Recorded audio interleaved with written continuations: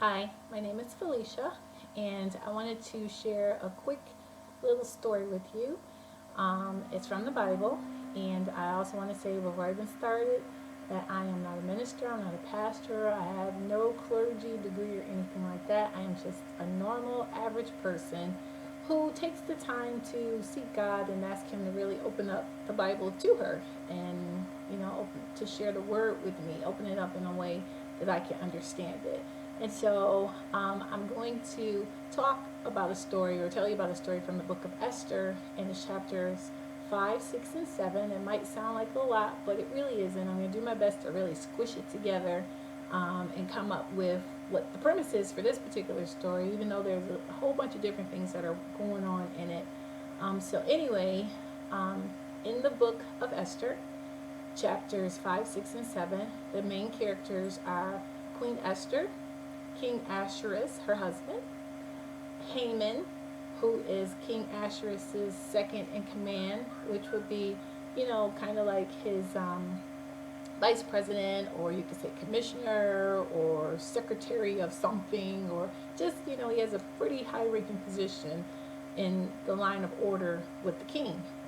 There's also Mordecai, who is Esther's uncle, and nobody knows that, but of course, Esther and Mordecai. And so basically, the story in these particular chapters is focused on Esther preparing a banquet dinner for the king and for Haman, his second in command. And so on the first day, Esther invites King Ahasuerus and Haman to dine with her, and they have this wonderful meal, and everybody's happy and they're feeling good, and especially Haman, because Haman was not expecting to be dining with the king and queen, and here he is, even though he's the second in command, but here he is at their table, and he just can't believe that, wow, look at me, I'm just so important.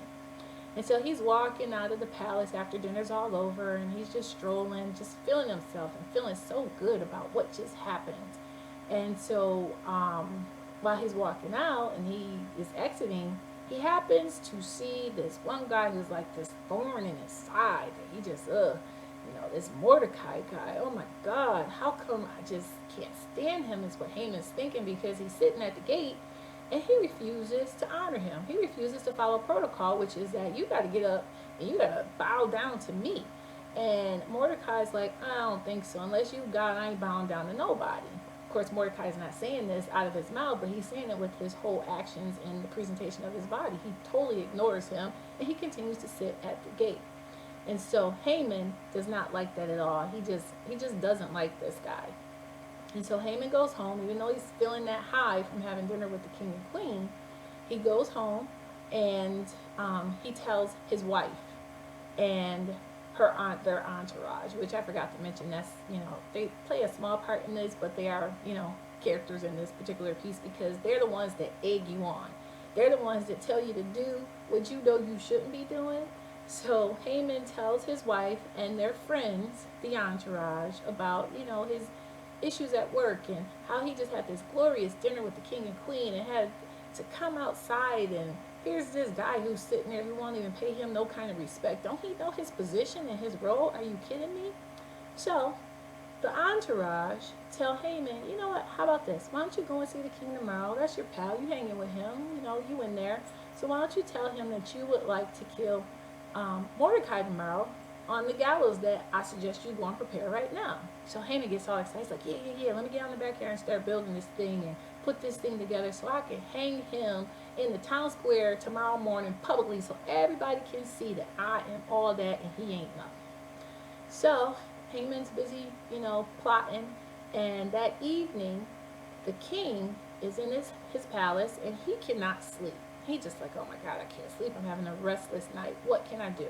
What can I do to get myself to sleep? So he decides to go read the book of archives, which is basically the history of their town, their city, his country, whatever it is that he's over. And he has the opportunity to be either bored to death, which is going to put him back to sleep, or, if he did some really spectacular things, pat himself on his back and feel some kind of way, maybe that'll put him to sleep too. I'm not sure. But anyway, I would figure he's going to be bored. So while he's reading his book, he notices that there was an incident where his life was saved. by a particular individual, and he never honored this person. He never said thank you. And the king's like, that's not right. I got to get this right. So the following day, when the king's in his palace trying to decide what he's going to do to thank this person, Haman comes strolling through with his request, of course, to hang Mordecai. So before Haman gets to say anything out of his mouth, the king says, hey, come here, I want to talk to you about something. He's like, somebody really did something spectacular for me a few years ago, and I really never got the opportunity to appreciate them. What do you think I should do? So Haman, because, he's just tripping and feeling himself like you would not believe, he's like, you know what, he must be talking about me. So he starts plotting out this really elaborate celebration and putting crowns and robes and all kinds of stuff on him to make himself big and bad so everybody can see that he is spectacular. And the king's like, you know what? That's a good idea.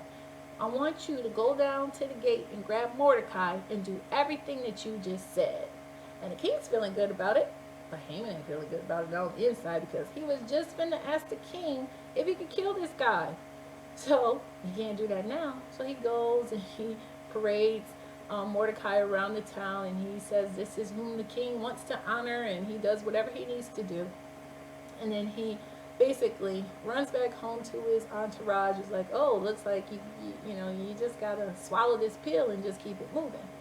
Well, the other part of Esther's request was she wanted to have dinner with the two, Haman and the king, for 2 evenings. So the next day, which is still this day that Mordecai was paraded around town and Haman had to swallow this hard pill, he's like, you know what, that's all right. So what? At least I'm still rolling with the higher echelon, the upper echelon, and I'm Haman. Don't you know? I bounced back from this. I'm good. So basically, he shows up to dinner with King Ahasuerus and Queen Esther for the second time, and he's having a good meal. He's feeling all right, a little sick on the inside about the situation that happened with Mordecai, but all is well. He's still with the king and queen. So the king says to Queen Esther, hey baby, you're doing such a wonderful thing, feeding me and my friends, and we hanging out and stuff. What can I do for you? I really want to do something for you. So Esther's like, oh, I'm so glad you asked, because see, I happen to be Jewish, and somebody who is part of your camp, part of your inner circle, has been killing my people, and I really need that to stop. And the king's like, oh my God, I didn't know that. So who is it? Who is it? Oh my God. So Esther turns politely and, in her proper etiquette, and she says, it's him, Haman, right there. And he's the one who's been plotting this massive destruction of my people. And the king is like just taken aback, like, oh my God, this is my friend, well, not even his friend, but this is somebody I've brought into our family, and how can we do that? How can I do something to him? So the king walks out for a second, because he's, he got to take all this in. He just found out his wife is Jewish. He just found out he, as the king, has been given somebody authority to kill, these people, and oh my God, these are my wife's people. So while the king is out of the room, Esther and Haman are in the room together, and Haman's like, oh no, I'm finna die. So he's like begging Queen Esther, please, please, please, please save my life, please save my life, oh my God. And he's all over her, because he wants to live. And so the king comes back into the room, but what the king sees is not what is actually going on, because the king sees it from his own perspective. And what the king sees is somebody is messing with my wife, and I got to protect her. Oh no, are you kidding me? After she just, told me that you're destroying people, I don't think you're trying to destroy her too? Oh shoot, what can I do? I'm gonna kill you. So anyway, he decides what he's gonna do, and one of the king's servants said, hey, you know what, King Ahasuerus, don't sweat it too bad, because see, Haman had built this gallows out here that's just sitting in front of the palace. He built it so that he could hang Mordecai on it. So you got something already prepared. So why don't you just hang him on? And the king's like, you know what? That's a great idea. And needless to say, Haman's dinner ended not too good for him, because he was hanging on the gallows along with his entourage. Can you believe that? Them two. Yep, got his wife and all them people. Hung them all. So basically the moral of the story is you need to be careful. No, not be careful. You need to not do evil things to evil people, because at the end of the day, the same trap that you set for somebody else will be the same trap that you get caught up in. So, I would just tell you, don't do it at all. And then for others who are doing things to you, You just sit back and you put it in God's hands, because if you notice, Mordecai, throughout this story, I mentioned his name, and I said, he was here, he was there, but he didn't really do anything. He didn't do anything at all. And in all his not doing anything, he was honored, he was paraded through the palace, he was promoted, he had all these wonderful things going for him, and he did not say nothing because God was taking care of him, and he destroyed his enemies.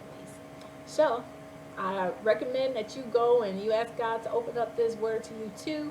That is Esther, the book of Esther, chapters 5, 6, and 7. It's a good read. There's a number of different stories in the Bible that you might want to take the time to read. But in the meantime, my name is Felicia, and I hope you enjoyed. Thank you.